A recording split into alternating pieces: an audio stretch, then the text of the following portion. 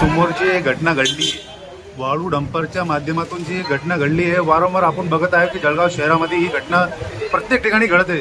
तो वाळू माफिया या ट्रकाच्या जे चालक आहे त्यांच्यावरती काही कठोर कारवाई केली पाहिजे किंवा असे काही नियम आणले पाहिजे की त्यांच्यावरती कठोर कारवाई झाली पाहिजे. आणि अपार्टमेंटच्या बाहेर जे स्पीड ब्रेकर नाही आहे, वारंवार महानगरपालिकेकडे मागणी केल्यानंतर देखील स्पीड ब्रेकर लावले जात नाही. या ठिकाणी 200 मुलं राहतात, 200 परिवार आहे.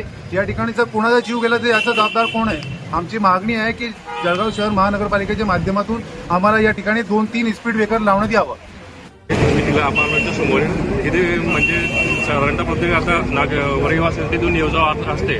तर बरेचसे आता सकाळच्या दरम्यान महिला वगैरे काही पुरुष मंडळी वगैरे मुलांना शाळेत सोडण्यासाठी वगैरे जातात. त्या टायमाला इकडे येणारे भरधाव वाहन एकदम जे असतात ते एकदम कोणाला दिसत नाही. त्या टायमाला भविष्यामध्ये मोठा अपघात होण्याची खूप मोठी शक्यता ह्याच्यात काही नाकारता येत नाही. ते बरेच वेळा आपण इथे पाहिल्यामुळे बी एकदम वाहने कोणी एकदम असं ब्रेक लावू शकत नाही. लहान मुलं जास्त टायमाला इथून दुकानं वगैरे कोणी जास्त जातात, समोर पेट्रोल पंप आहे काही आहे, त्या कामानिमित्त कोणी एकदम निघत असते घरातून. सकाळच्या टायमाला बी बरेचसे नोकर वगैरे असतात, ते कामानिमित्त निघण्यासाठी त्यांना खूप घाई असते.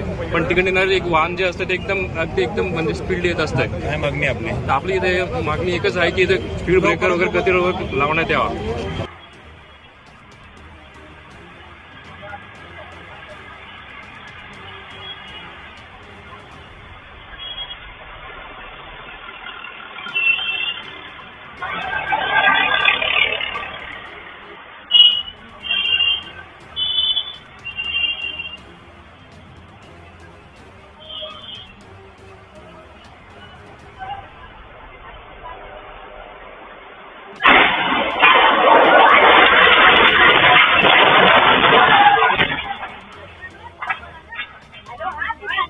हाँ,